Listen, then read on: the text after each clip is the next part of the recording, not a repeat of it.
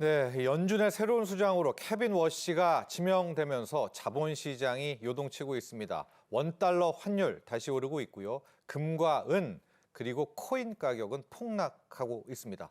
매파적인 비둘기 이런 평가를 받고 있는 케빈 워시의 등장 이후 글쎄요, 앞으로 자산 시장 그리고 금리는 어떻게 흘러가게 될까요? 자세하게 이야기 나눠보죠. 황세훈 자본시장 연구원 연구위원 함께합니다. 안녕하십니까? 네, 안녕하세요. 그동안에 케빈 햇선 있었고요. 또 월러 있었고요. 또 릭 라이더 있었고요. 여러 명이 언급이 됐는데 결과적으로 케빈 워시 전 연준 이사가 이제 새롭게 연준 의장으로 지명이 됐습니다.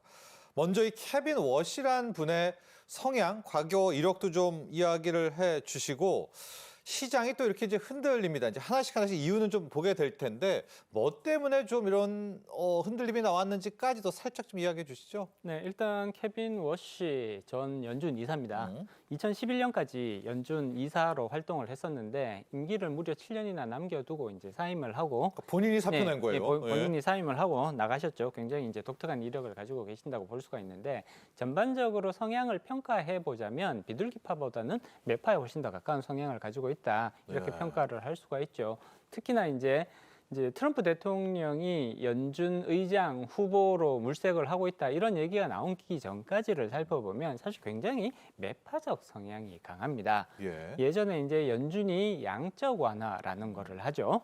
그 2008년부터 9년부터 양적 완화를 하게 되는데 이런 양적 완화가 사실은 연준의 대차 대조표에도 굉장히 크게 부담을 주고 그 경제적 효과도 뚜렷하지가 않을 것이다라는 그런 이제 비판을 강하게 하면서 오히려 연준의 역할을 충실히 해라, 인플레이션 파이터로서의 역할을 충실히 할 것을 그렇게 주장을 했었고 연준의 독립성도 굉장히 강조를 했던 인물이거든요. 연준은 이제 그 행정부는 계속해서 수장이 바뀌는 거잖아요. 수장이 바뀌고 예를 들자면 정권이 바뀔 때마다 금융정책이라든지 경제정책의 방향성이 완전히 달라질 수가 있습니다. 이렇게 행정부의 정책 방향이 달라질 때도 연준은 중심을 지키고 있어야 된다.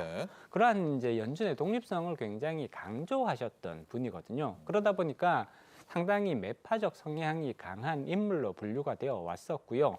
그럼에도 불구하고 최근의 행보를 살펴보면 또 시장이 이전의 매파적 행보랑은 조금 차이가 있다, 거리가 있다라는 그런 이제 인식을 가지게 되었는데 트럼프 대통령은 계속해서 기준금리 인하, 낮은 금리를 요구를 하고 있습니다.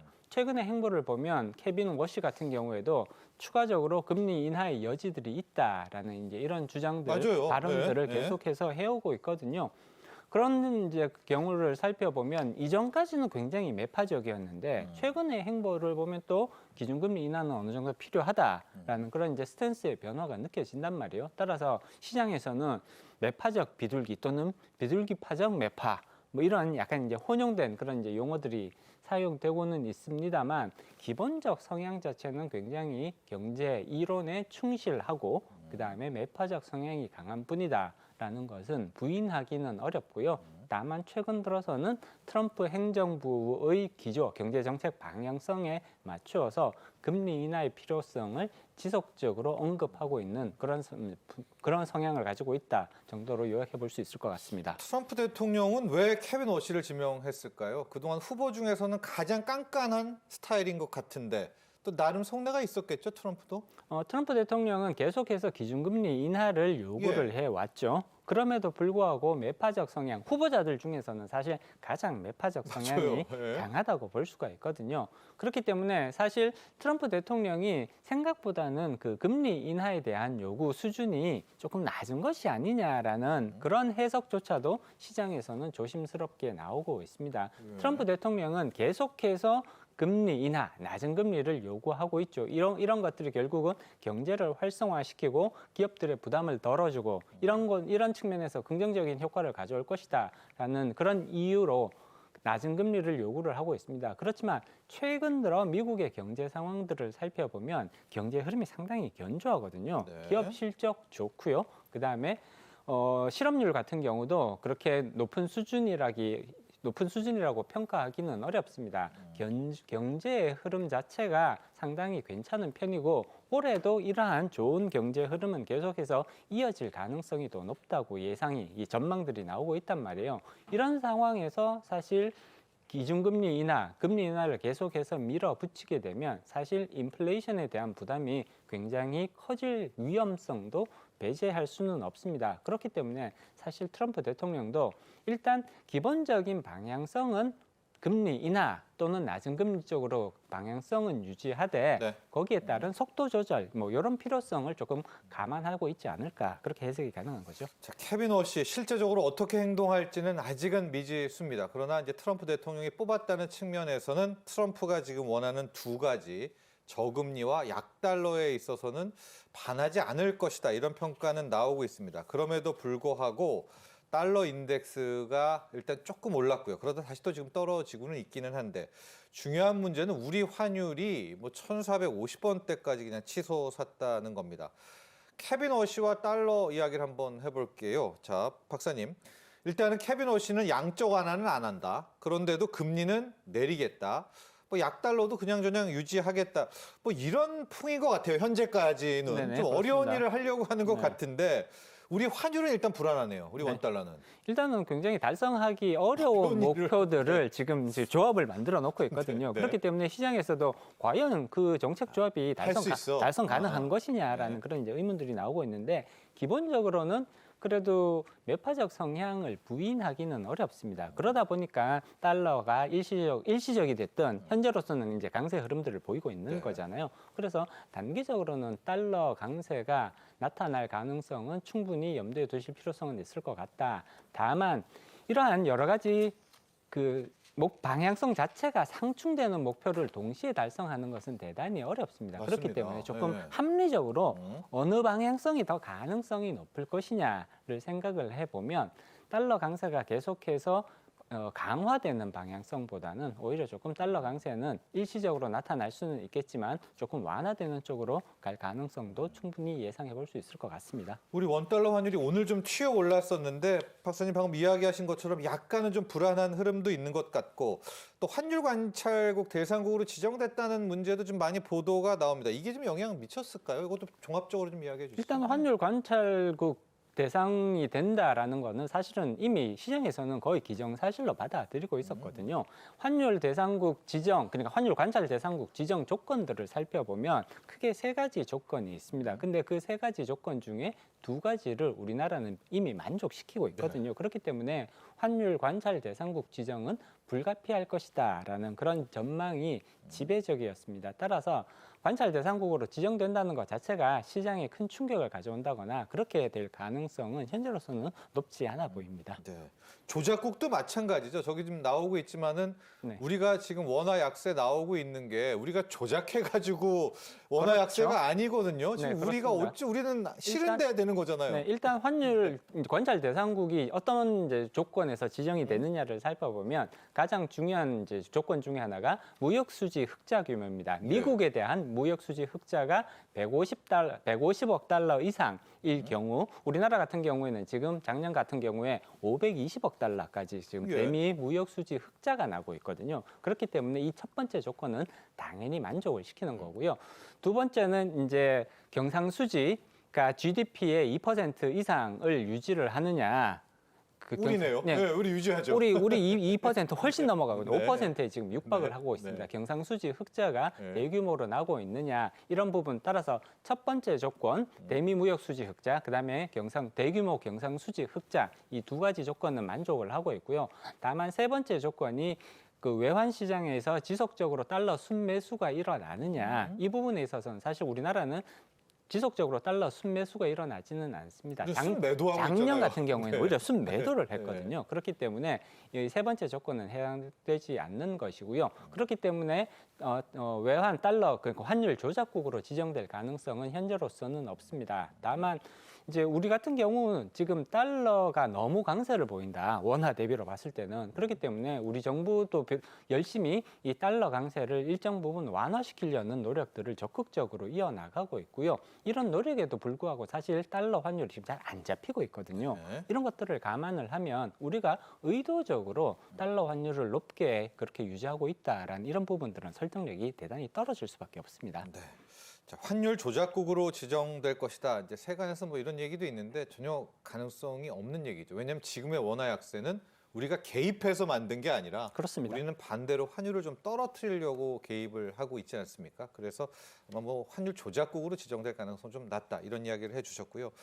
그럼 종합적으로 환율 전망 한번 부탁드려 보도록 하겠습니다. 지금 오늘은 이 워시 쇼크라고 하죠. 케빈 워시 때문에 꽤 흔들리고 있기는 하지만 트럼프 정부도 강달러를 원하는 것 같지는 않거든요. 어떤 흐름 좀 그렇습니다. 나올까요? 일단 트럼프 정부 행정부의 경제 정책 방향이 약달러를 약달러죠. 지향하고 있습니다. 이거 자체는 굉장히 분명하거든요. 네. 그렇기 때문에 약달러를 가지고 올 수 있는 여러 가지 정책적 조합, 향후 연준의 그러한 금리 결정 또는 통화 정책 방향성도 결국은 약달러로 가는 그런 방향성을 가질 가능성이 상당히 높다고 예상을 해볼 수가 있죠. 일시적으로 지금 이제 시장에서 충격이 나타나고 그다음에 케빈 워시가 어떠한 그 통화 정책 믹스 조합들을 가져올 거냐에 대한 불확실성 때문에 시장이 불안한 모습을 보이고는 있습니다만 결국은 환율은 하향 안정화될 가능성을 더 높게 예상해 볼 수가 있는 것이고요. 달러 약세가 일시적으로 불안한 모습을 보이더라도 달러가 계속해서 약세로 가는 이런 방향성을 가질 가능성이 더 높다고 전망해 볼 수 있습니다. 네. 자, 지금부터는 이제 워시 쇼크라고 하죠. 케빈 워시 지명 이후에 요동치고 있는 자산 시장으로 가보도록 하겠습니다. 금 11% 급락, 은은 30% 넘게 급락하고 있고요. 코인은 지금 거의 투심이 완전히 깨지고 있는 것 같거든요. 오늘 국내 증시가 이렇게 또 코스피 코스닥이 힘들어진 이유도 이 워시 쇼크 때문인데 금, 은부터 먼저 시작을 해보도록 하겠습니다. 왜 이렇게 큰 타격받은 거예요? 일단 계속해서 달러 약세가 유지될 가능성이 예. 높다라는 전망이 많았었거든요. 그렇기 때문에 달러가 약세가 되면 달러에 대한 대체 자산으로서 금 또는 은 그리고 사실은 그 뭐 비트코인이나 이런 암호화폐 같은 경우에는 달러에 대한 확실한 대체 자산이라고 평가하기는 어렵습니다. 그럼에도 불구하고 달러 약세를 보이는 상황에서는 대체로는 비트코인이라든지 이더리움 같은 그런 암호화폐의 가격은 상승하는 것이 전반적인 모습이었거든요. 네. 그렇지만 케빈 워시가 연준 의장으로 임명이 되면서 생각보다는 조금 매파적인 성향이 강하다라는 평가가 지배적이고요. 그렇기 때문에 향후 연준의 통화정책 방향성이 기대했던 것보다는 시장이 기대했던 것보다는 그런 비둘기파적인 그런 방향성이 되기 조금 어려울 수도 있다라는 우려들이 제기가 되면서 이러한 달러 약세에 대비해서 포지션을 구축해 왔던 상품들 금, 은, 암호화폐 같은 것들이거든요. 네. 여기에 대한 수요가 갑작스럽게 꺾이면서 수급이 붕괴되는 그런 이제 현상 결과로 이어지고 있는 것 주식까지. 같습니다. 예. 네, 그렇습니다. 예.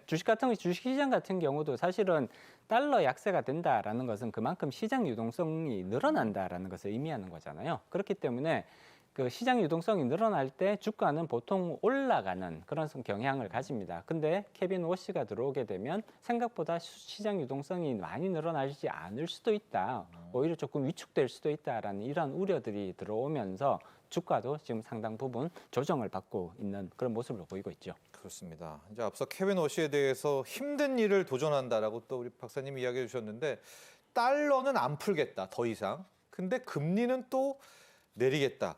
자, 이렇게 달러를 더 안 풀겠다고 하니까 자산시장 가격들이 급락을 한 것 같은데 금은 그리고 증시까지도 한번 보죠. 이런 흐름이 정말 맞다면 금리만 내리고 달러는 안 푼다. 미 국채 사야 되는 건가요? 좀 어떻게 봐야 될까요? 금은 뭐 증시 국채까지도 한번 종합적으로 봐주시죠. 네, 일단 그 두 가지 조금 약간 어떻게 보면 상반된 방향성이라고 네. 볼 수가 있습니다. 금리, 기준금리는 사실 이제 6월 달에 이제 바뀌는 거잖아요. 그렇기 때문에 기준금리는 올해 한 번, 많으면 2번까지도 인하할 가능성은 우리가 충분히 예상해 볼 수가 있습니다. 기본적으로 트럼프 대통령이 요구해 왔던 부분들이 있기 때문에 케빈 워시 연준 의장의 입장에서도 이런 부분들을 일정 부분 수용할 가능성이 높아 보이거든요. 다만 그 양적 긴축에 있어서는 이전에 비해서 양적 긴축의 규모는 오히려 더 증가시킬 가능성. 다시 말해서 연준이 가지고 있는 미국 국채를 시장에 더 많이 풀어놓는 이런 가능성들은 충분히 예상해 볼 수가 있을 것 같습니다. 이렇게 되면 금리는 낮아지지만 시중 유동성은 어떻게 보면 장기죠. 네, 줄죠. 줄어들게 네, 되는 네. 굉장히 기묘한 현상들이 나타날 가능성들이 있다. 따라서 시장은 이러한 두 가지 상반되는 방향성, 물론 이렇게 될 경우 단기 금리는 조금 떨어질 가능성이 높고요. 반대로 장기 금리는 조금 상승할 가능성들을 예상해 볼 수가 있습니다. 그렇기 때문에 그러니까 장단기 금리 격차가 오히려 확대될 수 있는 그런 가능성을 조심스럽게 예상해 볼 수가 있을 텐데 이러한 방향성, 서로 다른 두 가지의 통화 정책이 충돌을 했을 때 결국은 어떤 것이 더 큰 효과를 보게 될 것이냐. 아직까지는 여기에 대해서 굉장히 불확실성이 클 수밖에 없거든요. 네. 시장이 불안함을 느낄 수밖에 없는 것이죠. 금은 어떻게 될까요? 금은 뭐 증시 코인 뭐 짧게 좀 일단 좀 지켜봐야 되겠죠. 그러면 일단은 네. 단기간은 이 조정이 불가피할 가능성이 높아 보입니다. 지금 굉장히 큰 충격이 나타나 있는 상태고요. 수급, 특히 투자자들의 심리가 굉장히 크게 지금 무너져 있는 상태거든요. 이러한 심리가 회복되는 데는 다소간의 시간이 걸릴 수밖에 없다. 최소한 케빈 워시의 기본적인 통화 정책의 방향성에 대한 그런 평가 내지는 청사진들이 제시되는 시점까지는 어느 정도의 변동성 증가는 불가피한 측면이 있다고 말씀드릴 수 있습니다. 한국은행도 좀 숨죽이면서 지켜볼 것 같습니다. 어쨌든 금리 인하는 되는 거니까요. 짧게 좀 부탁드리겠습니다. 어떻게 할까요? 좀 당분간 좀 보합으로 갈까요? 당분간 한국은행은 특히 상반기까지는 기준금리를 계속해서 동결할 가능성이 더 높지 않을까 이렇게 예상해 볼 수가 있을 것 같습니다. 특히 환율에 대한 부담감 사실상 아직까지 이어지고 있거든요. 그렇죠. 네. 하향 안정화되고 있는 것은 사실입니다만 언제 또 다시 튀어오를지 모른다는 불안감이 시장에 상당히 크고요. 오늘 같은 경우도 사실 환율이 또 튀고 있잖아요. 그렇기 때문에 이 환율에 대한 불안감 여전하고 그다음에 이제 부동산 가격에 대한 부담감도 사실 계속해서 이어지고 있습니다. 그렇기 때문에 한국은행은 사실 상반기까지는 최소 기준금리를 인하는 없다. 계속해서 동결할 가능성이 높아 보입니다. 자, 지금까지 도움 말씀에 황세훈 자본시장연구원 연구위원과 함께했습니다. 오늘 감사합니다. 네, 고맙습니다.